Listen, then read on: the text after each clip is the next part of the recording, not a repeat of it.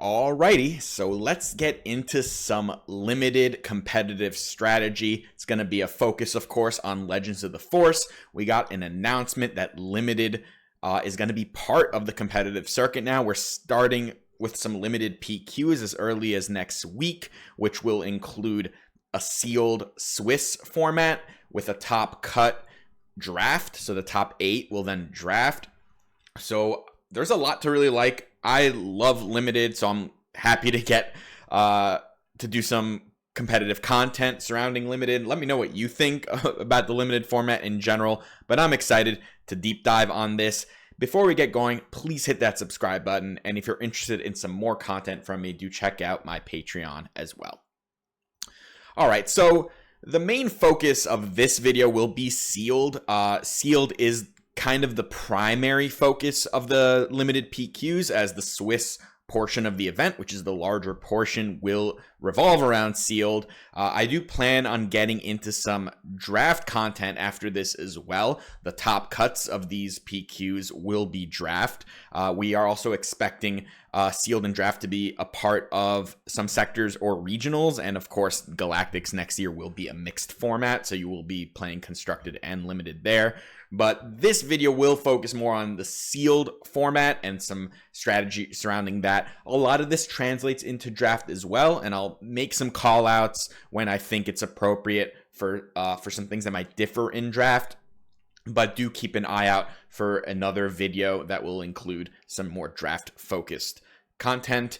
But yeah, we're gonna review some basic limited strategy, and some of this, if you had also checked out my pre-release video that covered sealed for Legends of the Force, some of it you will probably be familiar with. I'll be doing a deep dive into the leaders. I'll cover all of them for sealed, and then a large portion of a conversation surrounding commons and uncommons in sealed.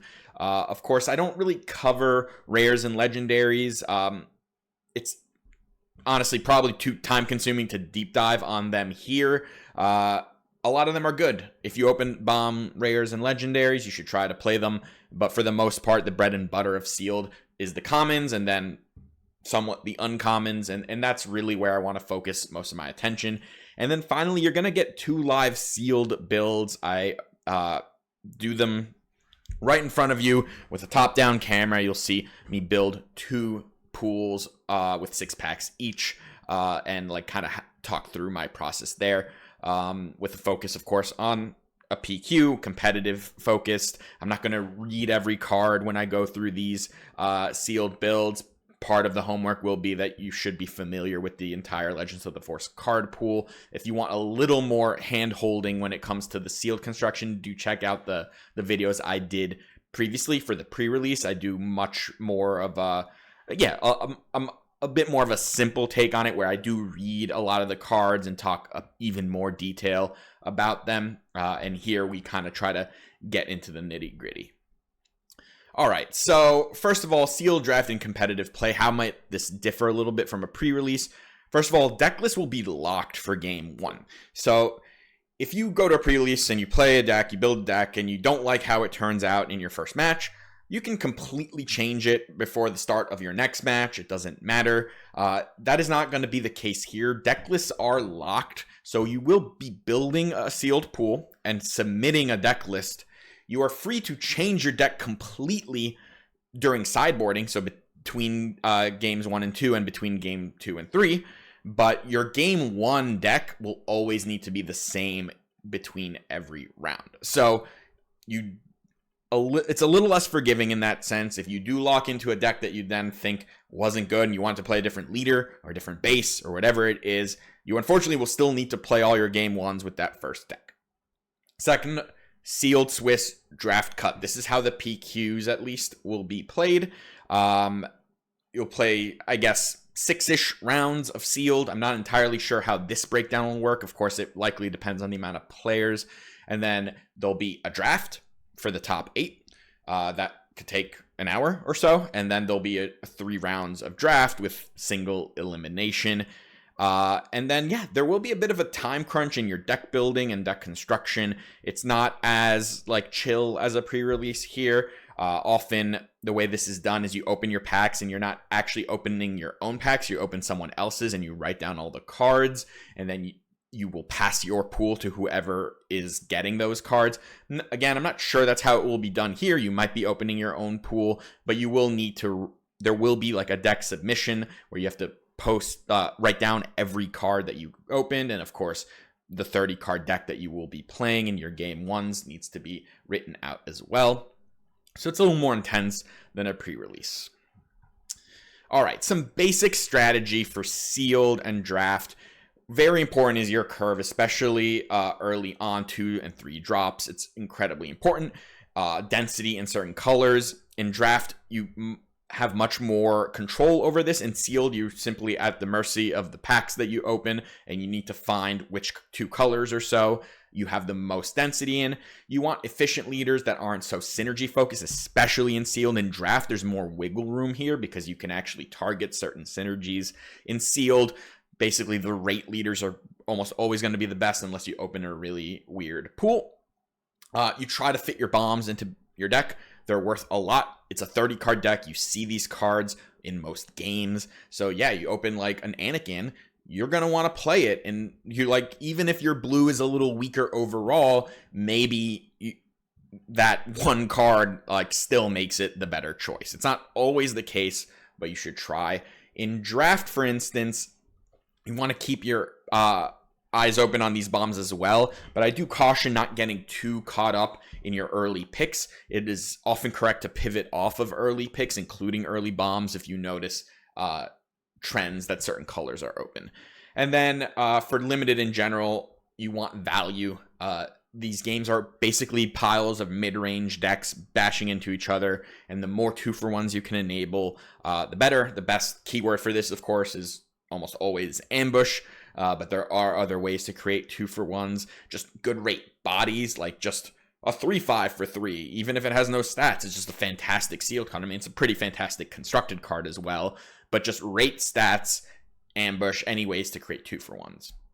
And lastly, do keep an eye out for removal. It's pretty rare, especially in this particular Legends of the Force format. There's not a lot of good removal, and even some bad removal is something you'll probably need to include in your deck at some point.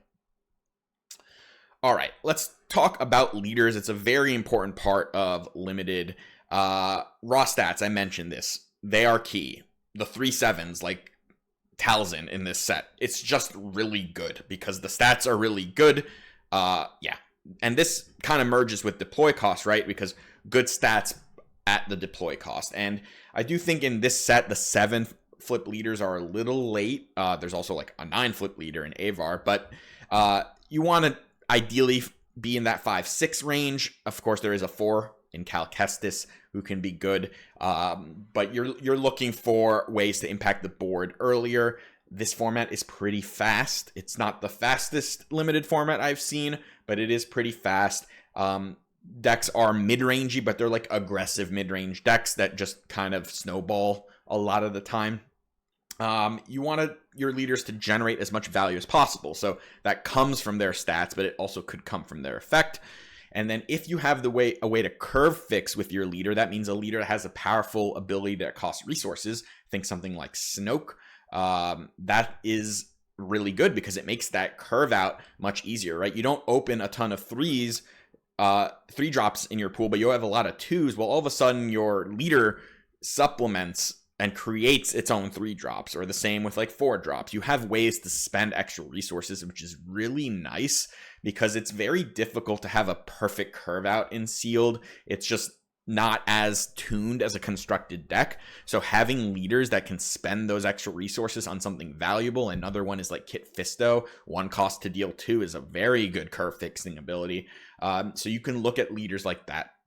Lastly, one note on Maul and Qui-Gon. Technically, you could open one of these leaders as a showcase, so they are not completely gone from the format. For the most part, they are. Maul is quite good. Qui-Gon is okay-ish. I'm not going to spend any more time on them because the odds of actually ever running either of these leaders is incredibly tiny. All right. Group 1 of the leaders are Talzin, Snoke, and Obi-Wan. These are both or all three are good rate on stats for their cost. Their Talzin and Obi are both 5s. Supreme Leader Snoke is a 6 with a really good ability. And they all do have very powerful abilities. Snoke, we mentioned, that curve fixing, that 1 cost for an experience is really good. It turns all your 2 drops into 3 drops. It turns all your 3 drops into 4 drops on rate. He even gives you the ability to play some 1 drops, like the hidden 1/1 Starfighter that has raid 1 is kind of not a good card, except in Snoke. You play him as a 2/2 raid 1 hidden on turn 1, and you can actually grow him further from there. He activates cards that you probably wouldn't otherwise play. He, of course, can buff himself on his attack, so he turns into a 5/8 when you flip him. He's a very good leader. Talzin and Obi are probably the cleanest force leaders in the game because they give you a way to use that force even when you don't open a ton of force payoffs. Both of these abilities are very, very powerful. They both impact the board tremendously. Experience, shrinking, right? The game is all about effective trades to get ahead, and both these leaders do an excellent job of making that happen. So these are my picks for the 3 best leaders in this set for sealed, and probably for draft as well, although there's a couple others in draft that I think could reach this potential if you have the right pool. And the first one of those is Kit Fisto. So he's going to be much more difficult in sealed to build around because it's just Jedis. You're at the mercy of that. It's a little easier in sealed, but he has a very powerful ability in limited. 1 cost to deal 2 damage is very, very good. So don't sleep on this guy. His ability, his flip isn't huge. He's sometimes like a 2/6 or a 3/6, but the ability is incredibly powerful. If you open enough Jedis. Kanan similarly can be very powerful if you open enough creatures and specters. I mean, there aren't a ton of specters in the set, but there are a decent amount of creatures, especially in red. So if you can make like a red-blue, sometimes a blue-yellow deck with enough creatures, he does have a very powerful ability, 1 cost to give a shield, as well as being an enormous body if you enable it. Cal Kestis is another one that's quite solid. He's the only 4-cost flip leader, so he just gets in there earlier. You can build a pretty aggressive Cal deck and get ahead really early, so keep an eye out for him. And lastly, Grand Inquisitor. You know, I'll compare this a little bit to Jin from set 1. Now, for those of you who didn't play sealed or draft in set 1, it might be news to you to hear that Jin was probably the best draft leader in the entire set. It probably was even better than like Boba Fett, because her ability was so incredibly powerful.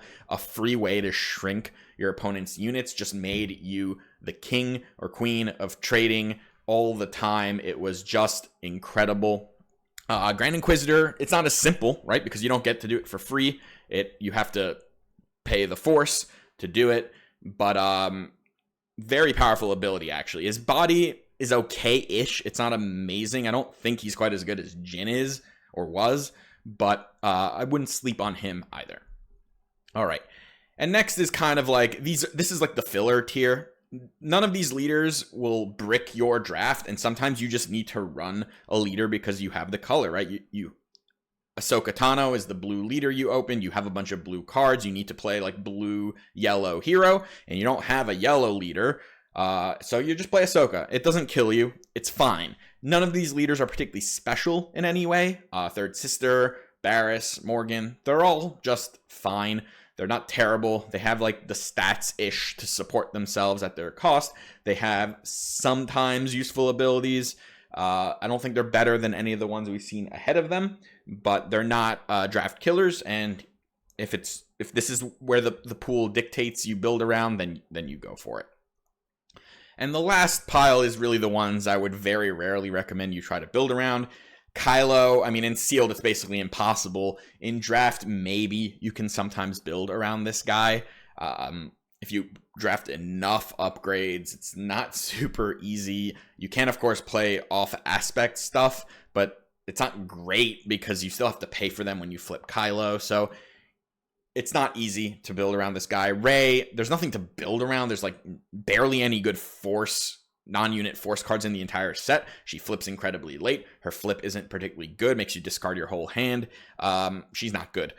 Avar, I also don't think this is that great. I think it's optimistic to even think that you can consistently flip her on 7 because you need to use the force twice. It's not that easy. Probably, again, easier in draft if you're able to build around it.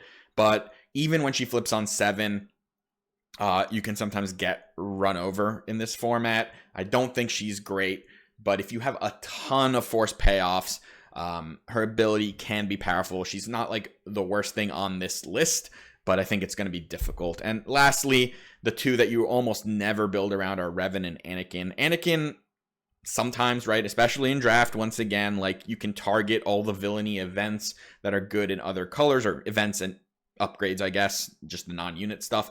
And if you have a large enough pool, like if no one was drafting blue, for instance, and you had like 20 blue cards that are solid in heroism, and then you can splash all those villainy events, you might be able to build a decent Anakin deck, but it's going to take a lot of work. It's not going to be easy. Revan, on the other hand, doesn't even get the added benefit of being able to splash other colors. I think his ability is very, very powerful. If you somehow do manage to get a monocolored deck, then Revan's actually pretty good. I think it's just going to be close to impossible to do that in sealed, and very, very difficult to do it in draft. But his ability is incredibly good. Free experience is very powerful. It's more powerful than like the other experience giving abilities like Snoke's and Obi-Wan's. It's just you have to play one color. Very hard to do. All right, let's take a look at some highlights of various things. So I'm going to start with 2-drops. They are kind of like the thing you need. There's like no exception to this. You need a certain amount of turn 1 plays in limited. If you miss your turn 1, you lose most games. So how many do you need? It's usually 6 to 7, sometimes 8.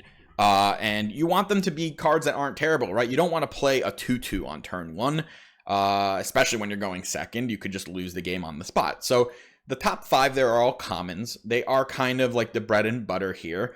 And they're all solid. Jedi Consular, Acolyte, Padawan, and Sage are all Force units. They all can get you the Force or stay in play. Secretive Sage, I will say, is probably the best of this bunch. It might be the best common 2-drop in the set. And then Strike Ship's a little different because, of course, it's not operating on the Force thing, but it hits for 3, and it is quite good, especially good with Snoke, where you can buff it. But the card is solid as a 2-drop.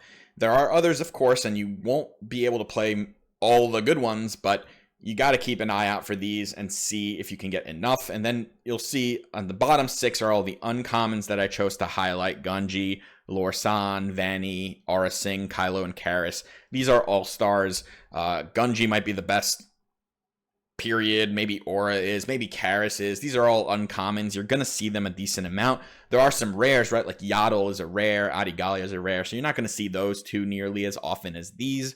But these are all cards that will basically be auto-includes. I'd say every card on this list will be an auto-include in the colors that it represents. So keep an eye out. You need critical mass here. You, of course, need critical mass of 3s as well. I say about half the deck usually needs to be 2s and 3s combined, about 15 cards. It's a lot. It changes a little bit when you are playing something like Snoke or maybe Kit Fisto. You can play more 2s, for instance, and less 3s, or more 3s and less 4s, things like this, where you have that curve filling ability. But these are kind of the bread and butter here of your early pool building. And then let's look at removal. And there really is not a lot in this set at all. The top 6 there are commons: Drain Essence, Whirlwind of Power, Crushing Blow, Sorcerer's Blast, Protect the Pod, and It's Worse. Drain Essence is solid, especially when you're playing something that can use the Force. Like with Talzin, this is very, very good because it can actually do 3 with her ability. Whirlwind of Power, also quite powerful. And you're going to have that bonus -3/-3 effect a lot of the time. Crushing Blow is not great. I'd probably include it in a decent amount of blue decks, but it's not very good because it's always trading down. Sorcerer's Blast, on the other hand, is quite good in any deck that can get Force online a decent amount. 1 cost to deal 3 is a great way to steal tempo because it's so cheap. You can do a blast plus another card quite easily. Protect the Pod is solid, especially using with leaders because they all have a lot of health. So 4 costs to essentially kill any unit can be quite good. And then It's Worse. I mean, it could be worse. It's cost 7, doesn't kill leaders, but it's Vanquish basically. You're gonna include one of these in some decks. And then the All-Star here, of course, is Shatterpoint. It's an uncommon. It's the best of the bunch for the most part. You're not gonna see it very often. You'll see that most of the removal is in blue.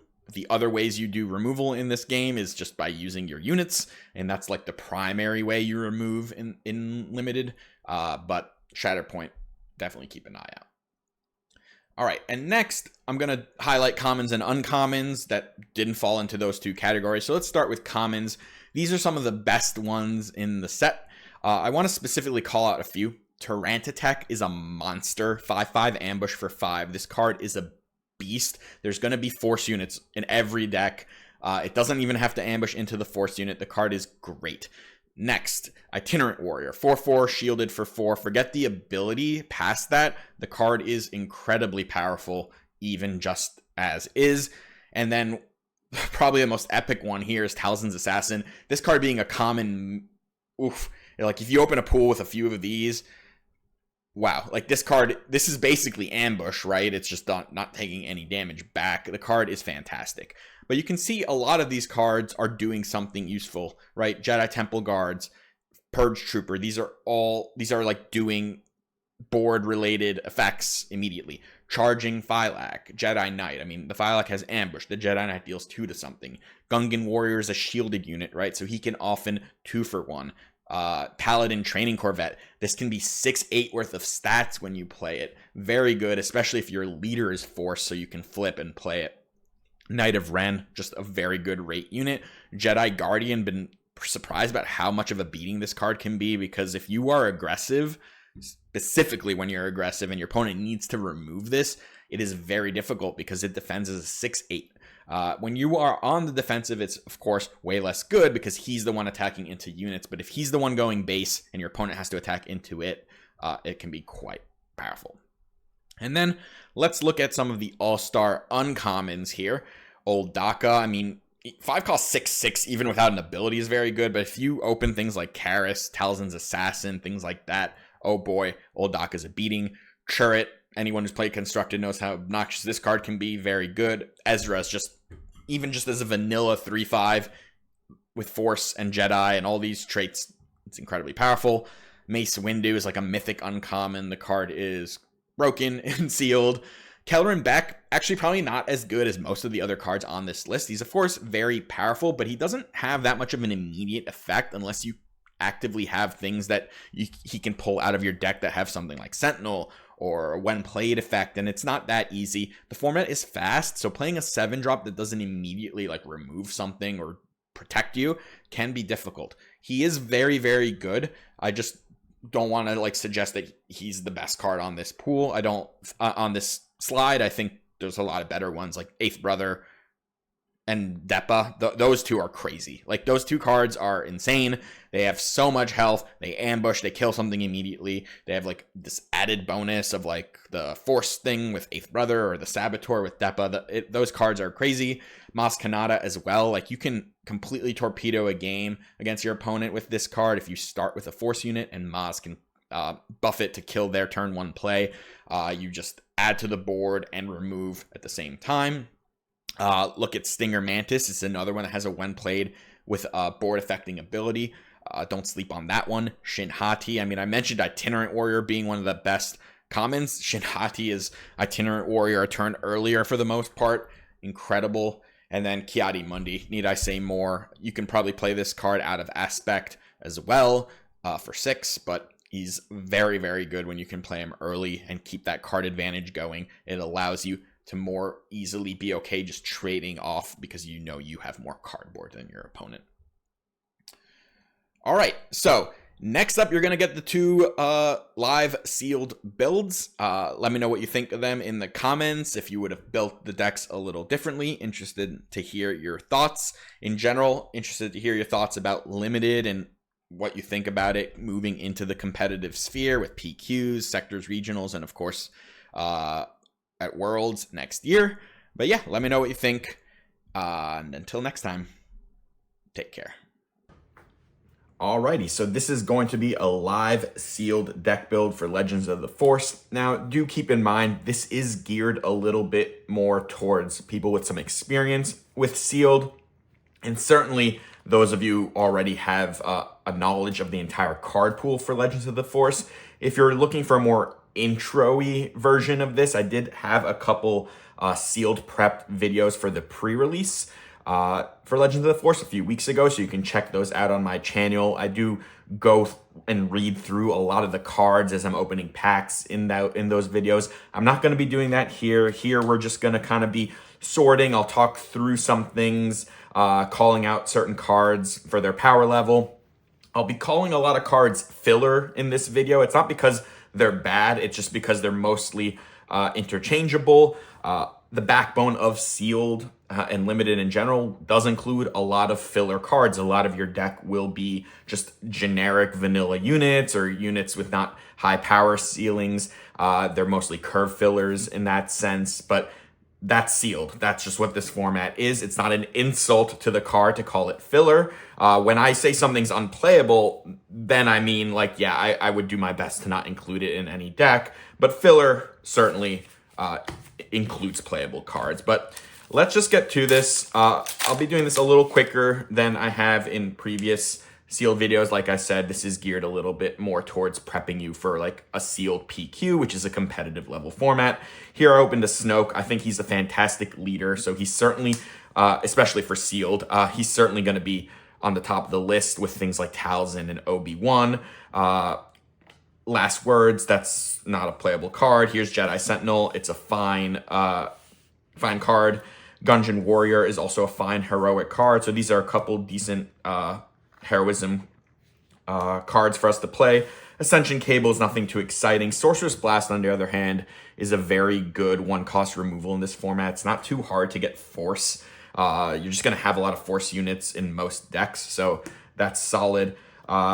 Point Rain Reclaimer, he's fine, nothing special. Crushing Blow is like kind of weak removal, but you know, weak removal's okay. It's not the end of the world in sealed. It'll probably make most blue decks.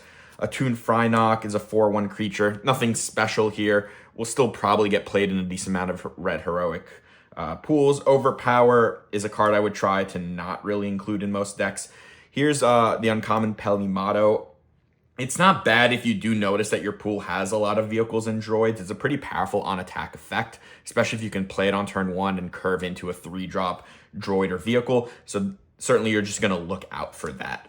Xian Flurry, I think this is a pretty good card. It can get pretty broken if you open something like a Darth Vader or an Anakin or any of these like really insane Force units, but even with just like those mid-range units, it can be quite decent. Churret is fantastic. This is probably the best card we've opened so far. And then we do open a legendary. It's Legacy Run. This card is not super exciting. It probably would fit into a lot of yellow decks, but nothing crazy. Oh, and here we've got a Hyper Foil legendary. It's a Bendu. And Bendu, he's not great. I mean, this format's actually pretty quick. I think I mentioned this earlier in the prep part of this video, but even 7-drops that aren't doing anything immediate can feel a little slow in this sealed format and this limited format in general. He could make the deck, certainly. In sealed, you do end up playing a good amount of cards that aren't like top tier, and he's certainly better than a lot of like nonsense cards that you might include, but he is really slow. The format's pretty fast. You're looking for lower curve units, and certainly ones that have a more immediate effect on the board. All right, next pack, Cal Kestis. He's another quite solid leader, to be honest. Just flipping that early, I mentioned this format is pretty fast. Getting your leader out there early can be quite good. Adept of Anger. This is not a very good card. Forged Starfighter's also not a very good card. Put that there. Disturbance in the Force. Nothing to write home about. It's worse. This is actually not that bad. It's a 7-cost Vanquish, but limited does not have a lot of removal. If you notice your opponent has some crazy bombs, like, oh, your opponent is playing Bendu, having a card like this in your back pocket is okay. It does not hit leaders, which definitely makes it not great, but as your like 27th, 28th, 29th, 30th card, it's not. It could get worse. No pun intended. Praetorian Guard, he's okay. Nothing special. Guarding the Wills, I would look to not play a card like this for the most part. I don't love a 2/2 for 2. Strike Ship is a good aggressive villainy red card. This card can be quite good with Snoke as well, because if you can start buffing this up, it can get difficult to remove and it really hits hard. Minoc is a filler 2/3 space unit. Magistrate Scout is a filler ground unit. Here we go, Ezra Bridger. Now we have Chirrut and Ezra here. Fantastic curve out in blue hero, that is. And Ezra's fantastic, even without other creatures or specters. Raw stats are a really important part of Sealed. Neiman Strike is nothing special. A Tower Onslaught is also nothing special. And we've got an Axe Woves as the rare here, and he's okay. Nothing more than that. Speaking of better than okay, though, we open a foil Ki-Adi-Mundi, and right now, 2 packs in, I would hope to be able to play a red-blue hero force deck. We opened an Ezra and Ki-Adi in that pack. We have a Chirrut. We have a Sorcerer's Blast. That is like where my head's at right now. Now, I don't have a leader to support that just yet. Hopefully, we get there soon. Other notables, I do like the Strike Ship. I think the Jedi Sentinel is decent. You know, we have, outside of that, it's mostly kind of filler-based cards, so a lot of our power is in a few of these hero red blue stuff. Pack number 3, we got another Cal Kestis that does not help the pool in the slightest. Here we got just a filler 2-drop, Vulptex. Lifewind Sage is a filler 4-drop. Gifted Urchin, filler 2-drop. It has Force, so it could get worse. The Trident Assault Ship is just like a generic 6-drop, nothing special. Heirloom Lightsaber is actually quite decent. +2/+2 for 2 in Sealed is a solid stat line. It has a little more upside than that, given that it gives Restore to a lot of the units. So just a decent card. Ravenous Raptor is another filler. Outer Rim Mystic, though, this is better than filler for the most part. It's going to really help turn on that Force mechanic for you, because it's got 6 health as a Force unit for 3 cost. So solid card. Secretive Sage, much better than filler. One of the best 2-drops we could possibly hope for in blue. Rivals something like Yaddle, which is a rare. So any blue deck's going to run this card, be very happy about it. Do or Do Not is sometimes a draw 2. This is not a great card. Sith Legionnaire, also not great. It's only 2 health. I don't love that on my turn 1 play.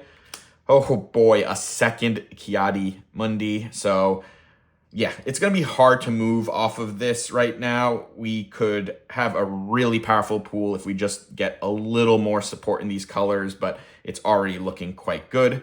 Or a Sing, one of the best 2-drops in the entire set. Certainly very good.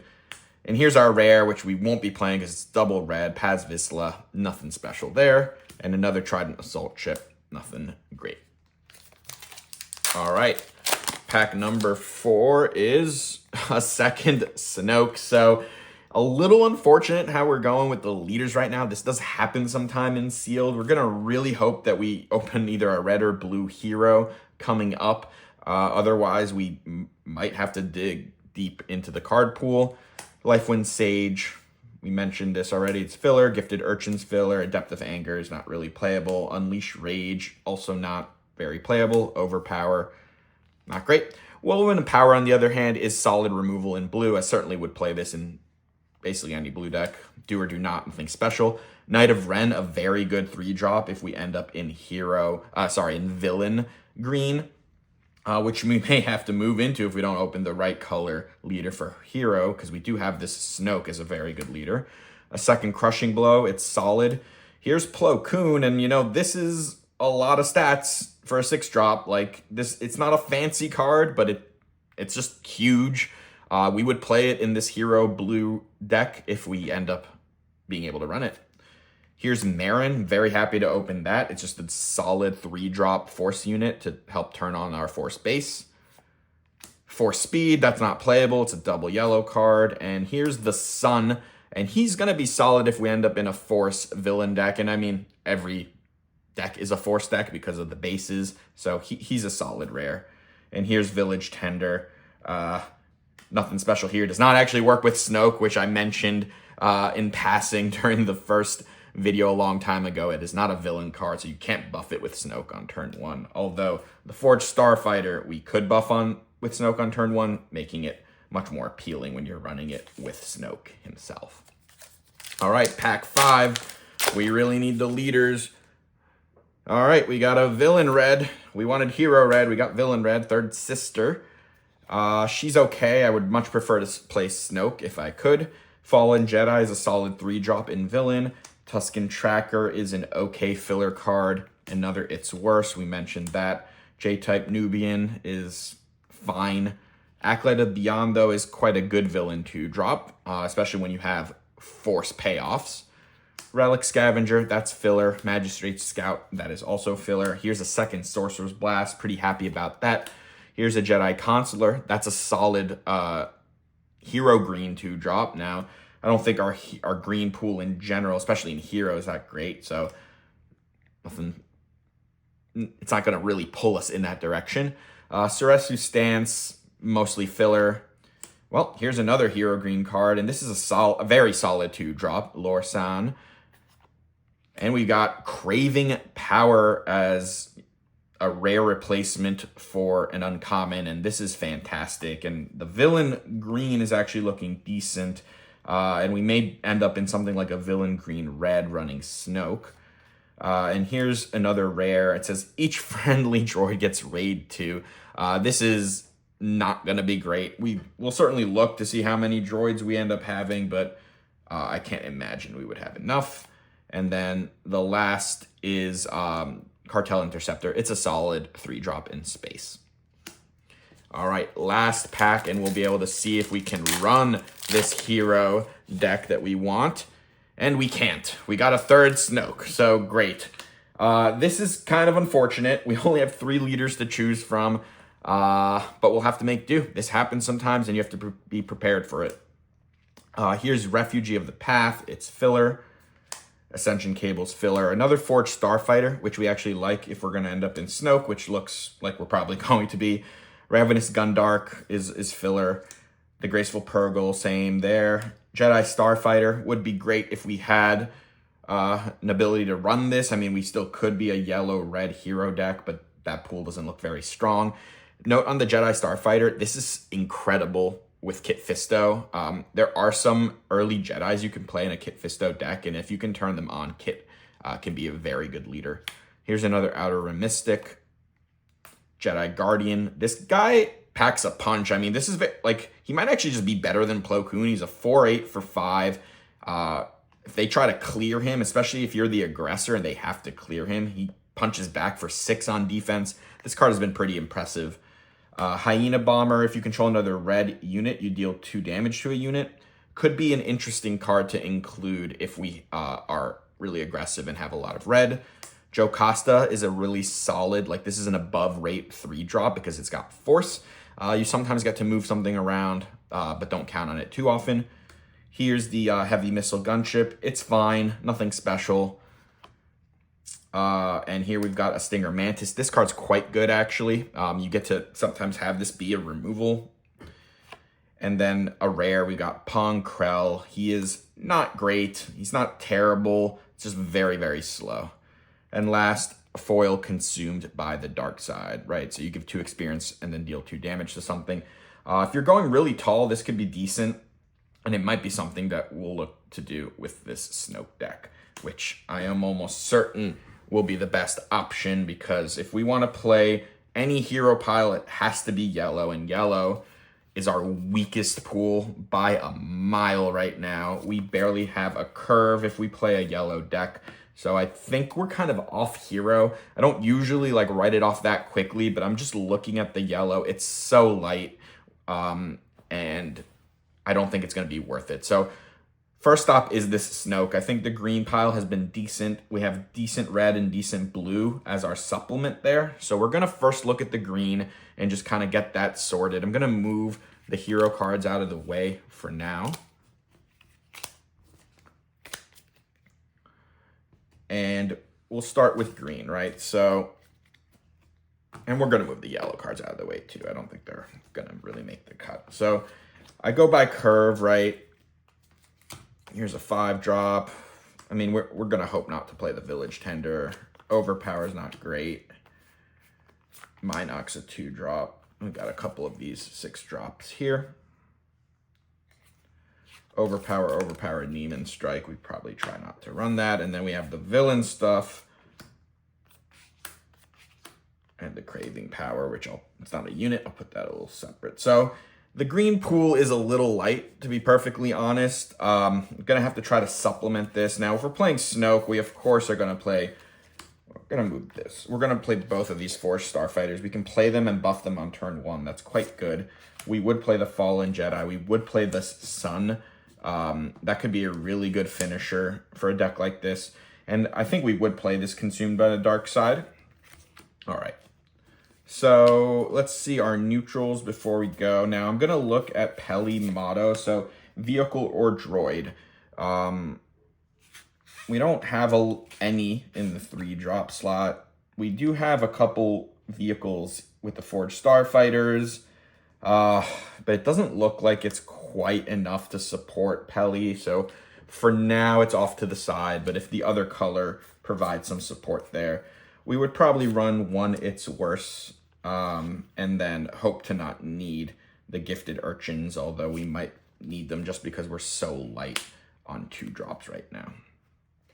All right. Next up, we have to look what will be our next color. And my first instinct was red. We'll look at blue in a moment, but if we run red, we do get this Strike Chip and Acolyte, so we get much better in the 2-drop slot. We don't have a lot of ways to actually utilize the Force just now, but we'll look and keep an eye out for that. The Heavy Missile Gunship would be a decent support card. Hyena Bomber could be decent. Cartel.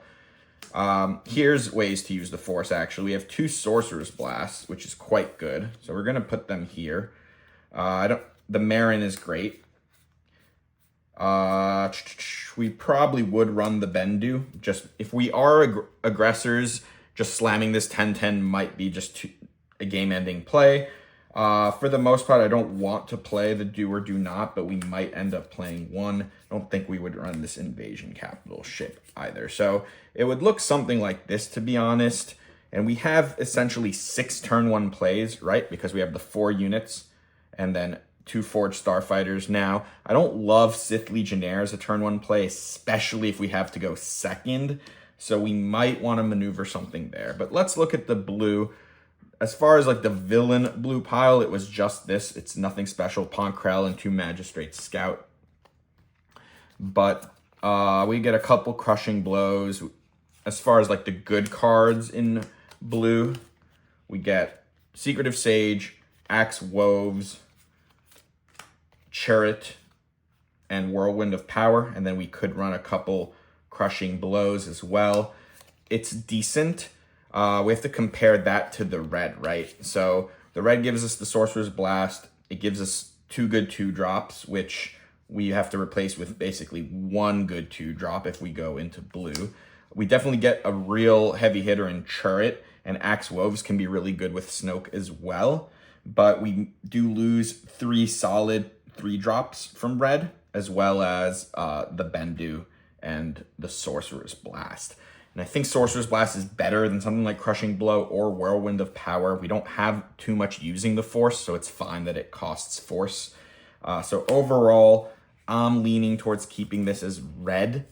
And gonna have to see how we do because we're probably short some cards currently. So we got 1, 2, 3, 4, 5, 6, 7, 8, 9, 10, 11, 12, 13, 14, 15, 16, 17, 18, 19, 20, 21, 22, 23, 24, 25. So we would have to find 5 more playables.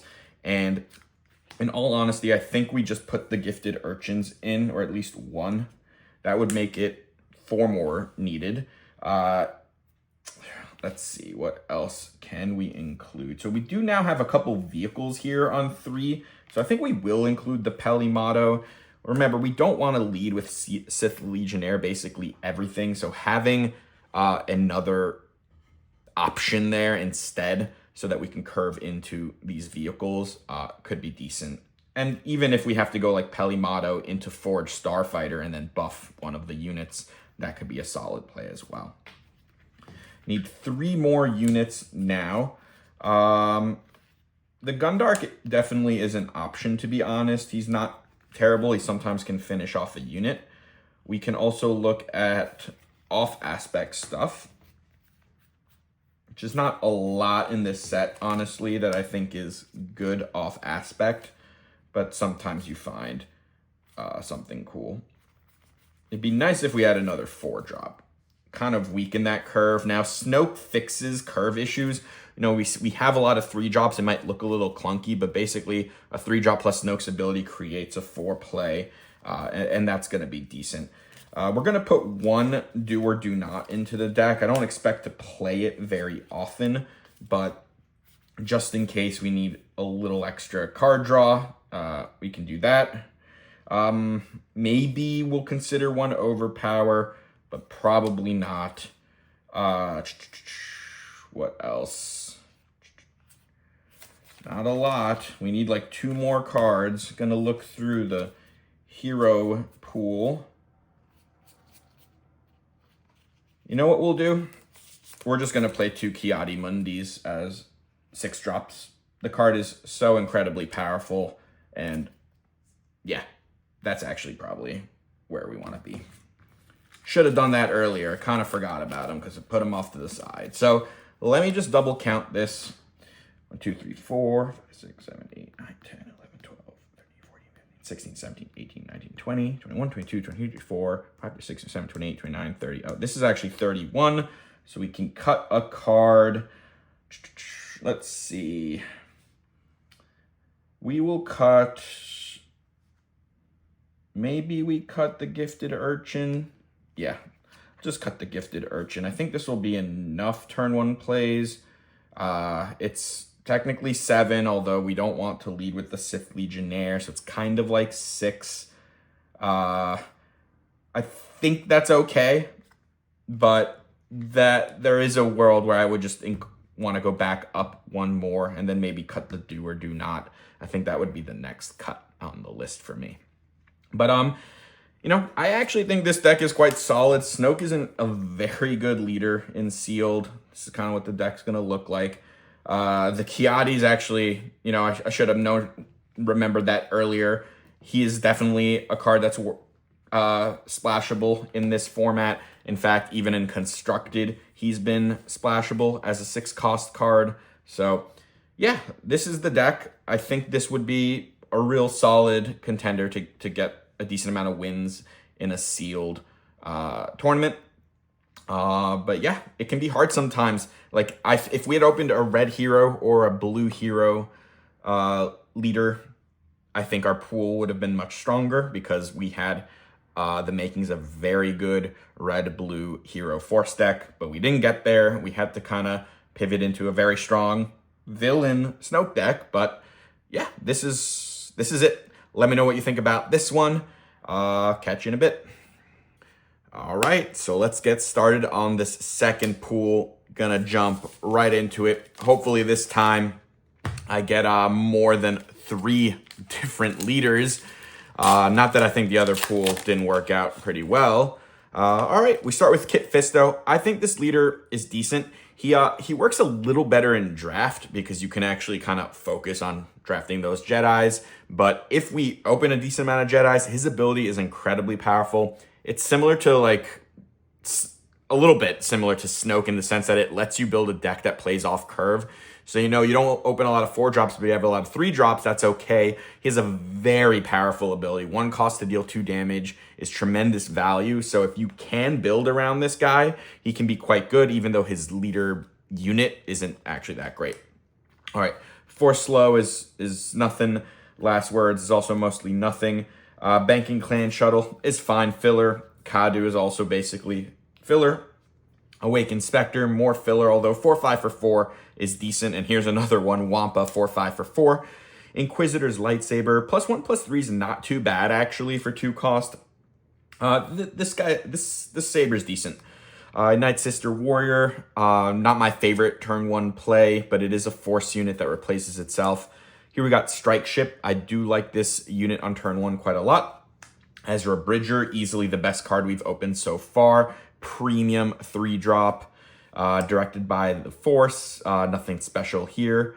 And here we got Priestess of the Force, and you know, it's a little slow. 7 cost is late, but this card is sometimes kind of unbeatable. If you can like throw down about 3 shields with this, putting one on itself, of course, as well, in any game that was sort of stalemated or entering into like that phase of the game where you're just going to race, and then you have to like try to remove like your opponent has to try to remove something from you, this can really flip a game. This card is quite powerful. It's not a bomb, but it has a lot of situations with the right board state that it can just kind of close a game. And here we have a legendary. It's Supremacy. We are not going to play this card in like any deck, not that I can imagine, but it is a legendary.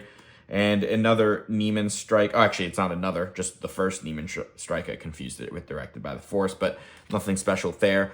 All in all, this pack is Ezra as the best card. Strike Ship's very good. A few filler 4-drops.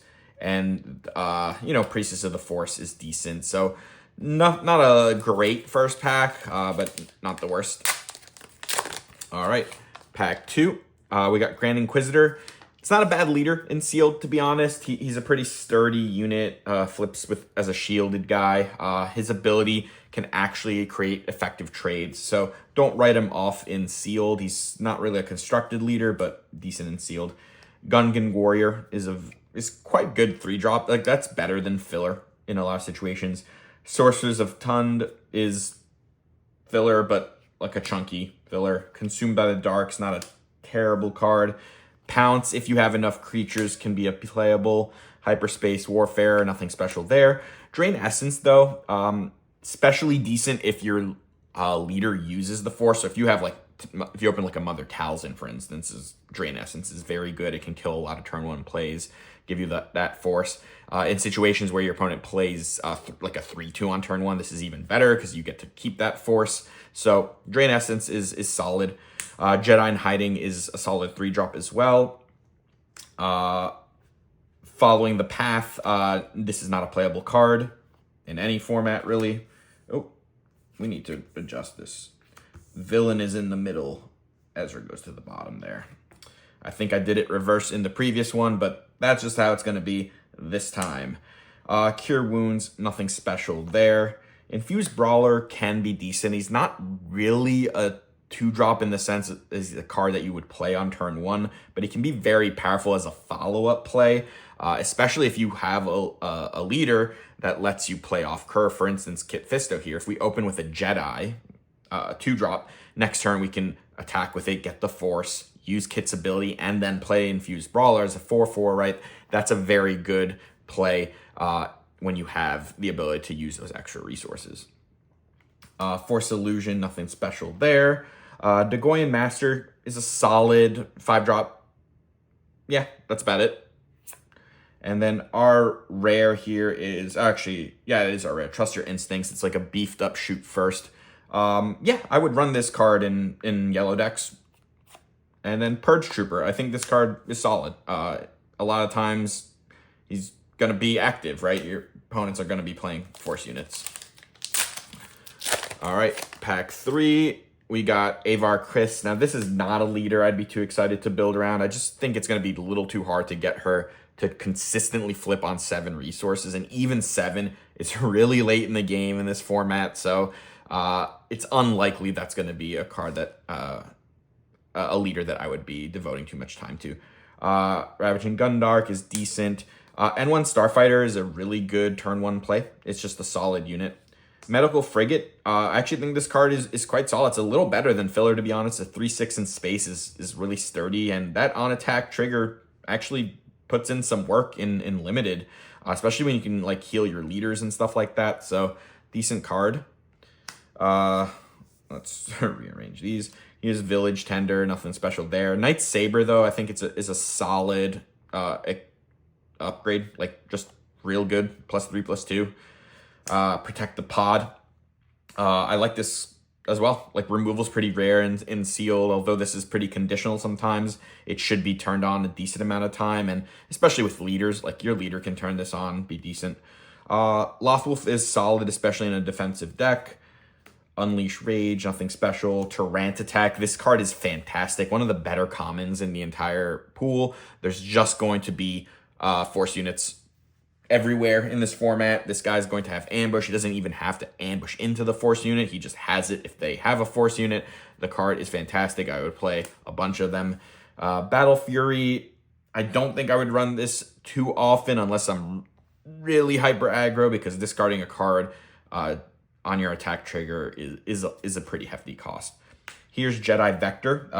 Good news here. This card has the Jedi trait, which means he's a very good turn 1 play with Kit Fisto, even though the stats aren't fantastic. But yeah, I like it. And here we go, Depa Balaba. We just opened one of the best commons in the entire pool, and now we opened one of the best uncommons in the entire pool. There is nothing not to like about this. This is also a constructed all-star right now, but this is got the traits. It's got ambush, it's got saboteur, it's got huge stats. This will be fantastic. Doom is our rare. Unfortunately, it's double blue. You can't really play that in sealed too often.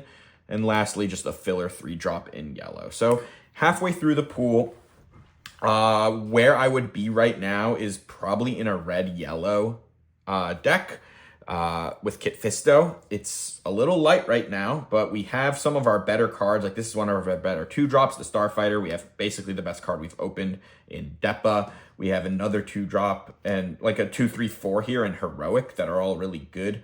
Jedi Vector, Gungan Warrior, and Medical Frigate. We have to be red because of Kit Fisto, right? We do have a couple decent Heroic blue units here, Lothwolf and Ezra.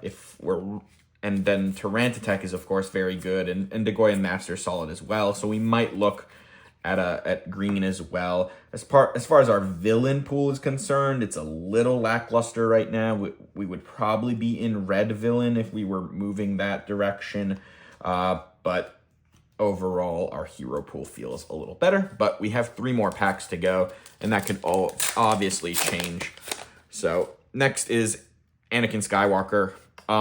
You can't really build around this in sealed. I think if you've played enough sealed, you'll see how difficult it sometimes is to even build around 2 colors.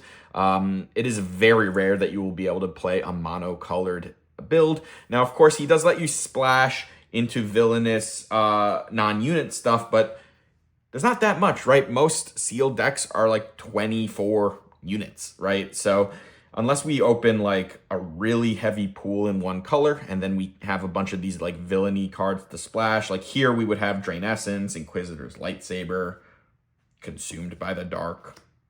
It's like not a lot, right? And do we even want to play all those cards is another question. So very difficult to build around Anakin in sealed.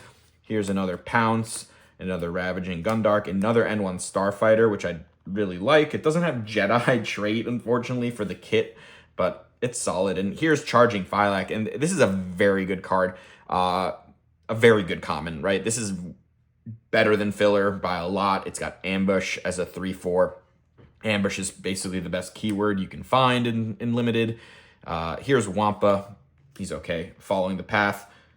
Not playing that. Night Sister Warrior, we talked about that already. And Jedi Starfighter, fantastic card to open since we were already maybe leaning towards a Kit Fisto deck. And this is a turn 1 Jedi that we can play in space. It's very hard to remove with 4 health, so it's going to be there for a lot of the game and just help turn on that Kit ability. It'll, of course, help buff up the Jedi Vector. It buffs the Kit unit when he flips, so very good.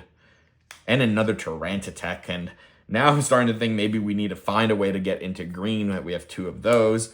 And this is a very good red card here, size E10, and it is a Force Jedi, which is very important. Good stats and a decent ability, right? It's going to ping a bunch of stuff when you have initiative.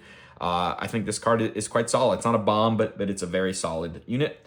Here we got Dooku, is another Jedi, and he's got good stats. Like, forget the part where he like re-triggers everything that has hidden. That is not that relevant. What's relevant is a 4-cost 5/4 with hidden himself. That is also a Force Jedi. I think Dooku is solid. And here we open a Kylo Ren, and, you know, the card's fine as a 2-drop in a villain deck. You'd probably play this in basically any villain deck, but he's not, like, super special.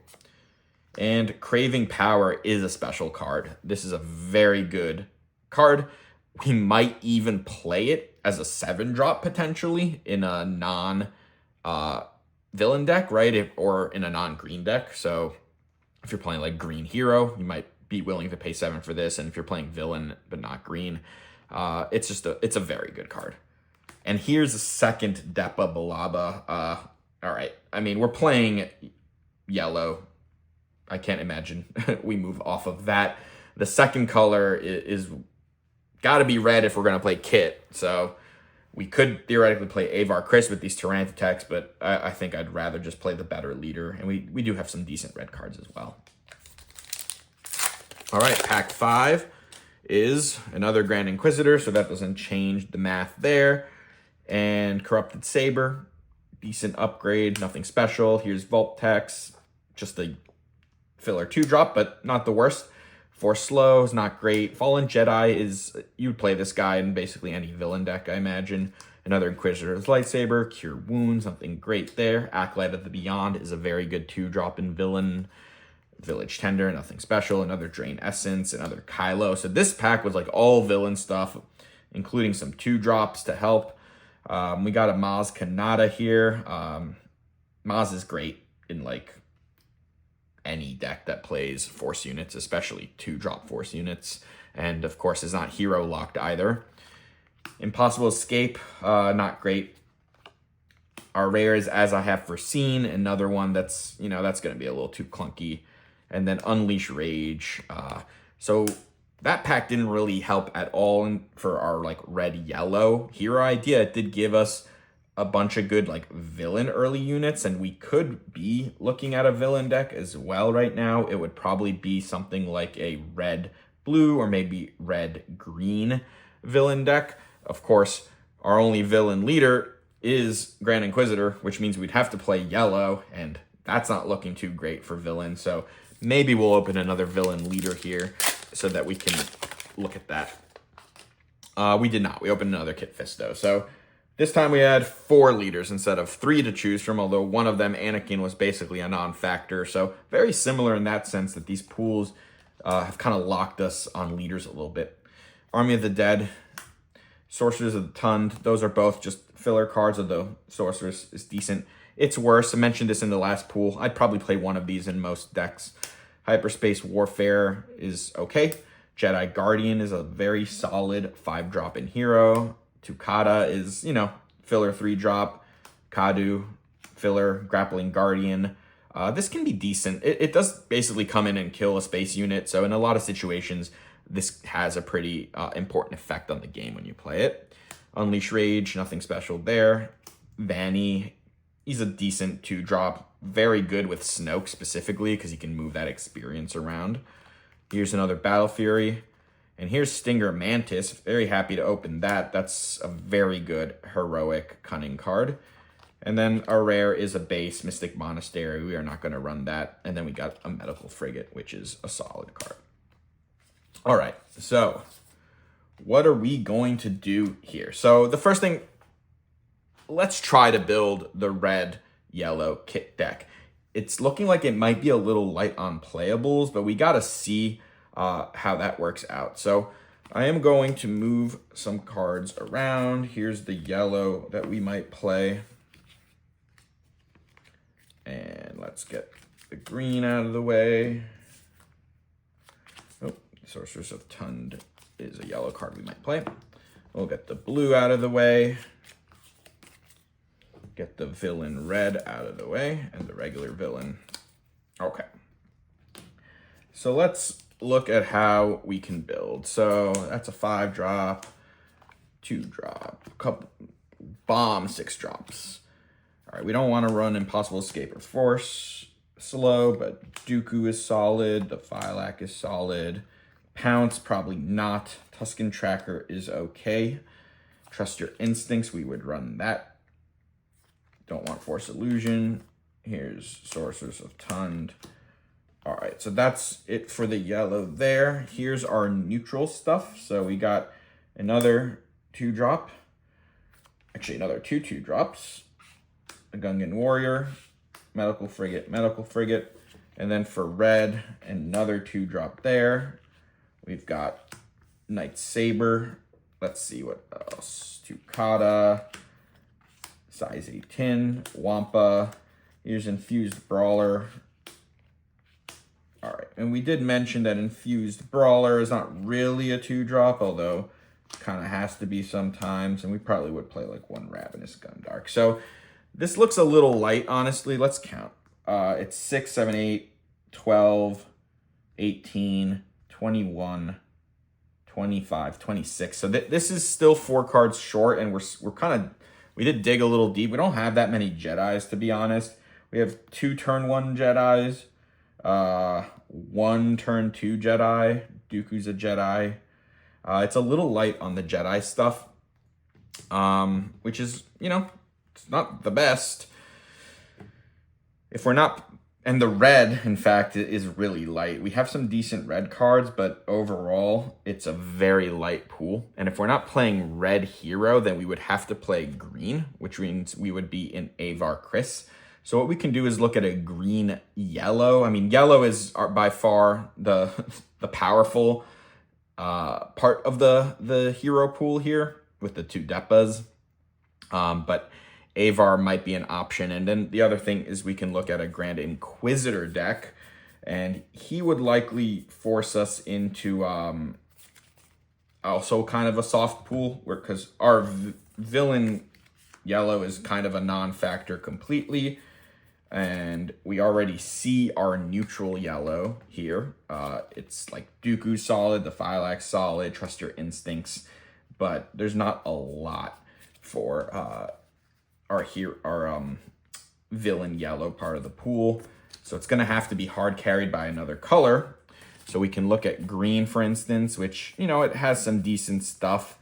As far as villain, we get a really good 2-drop and the Craving Power, but not much else. We get the 2 Tyrantitex and the Maz Kanata, but not, our curve is also kind of problematic because we don't have a lot of early plays. If we look at our villain red, we do get a couple good 2-drops, and we do have these 2 Kylos to run in any villain pool, so maybe with red yellow we would be able to do something. It might still be a little tough just because the yellow villain pool is so light. This is a rough pool to build around, I'll be honest. Let's see, we do have a decent amount of creatures, to be honest. We have 2 Wampas, a Charging Phylax, Tukata, Voltex. So there's a chance that we would just run these 2 Pounces in this kit deck. I think that's something we can fit in there. We might even play this second Gundark, because he is also a creature. And then we can look through what else. Is there anything worth splashing off Aspect? I think the deck is going to have to be a kit deck. I've looked through the pool. The yellow villain pool is so light. In fact, just the yellow, yeah, like it just wouldn't be enough with Grand Inquisitor, and there's not a bunch of stuff in other colors to make up for that. We can't really splash the Craving Power because that would cost 9 in this kit yellow deck. So how many cards are we at now? Because I just added, I think, 3 more. This is 4, 5, 6, 7, 8, 9, 10, 14, 20, 24, 28. This is 29. So we only need 1 more. Last Words could work out sometimes. If something dies, you give 2 experience. 2 cost for 2 experience isn't terrible. It's not great, but it's not terrible. So that's probably it. That's the card I would run. And I don't think this deck is as powerful as the one that we ran with Snoke in the last pool. I think both of these pools showed a little bit of attention that you sometimes have with Sealed because of the leaders.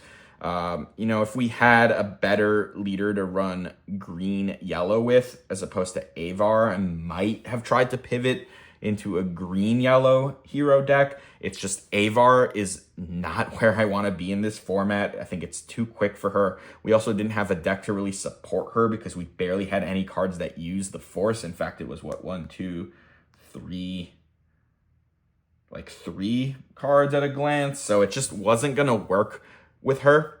And then, of course, Anakin, we wouldn't have been able to do anything there. So we were really locked to either playing Kit, and it had to be with yellow. It's where most of our power was, or a GI deck where we would have been spread really thin in terms of playables. But this deck's actually not terrible. The one biggest flaw here is that we don't have a ton of Jedis. So if we don't open with like a Jedi Starfighter or Vector, or like find our Jedi in hiding, it's going to be difficult at times to actually trigger Kit's ability. And Kit's ability is the best part of that leader in general. So I think this deck can win some games for sure, though. It's not like awful. It's just not the best. But yeah, that's what I got. These are the 2 builds.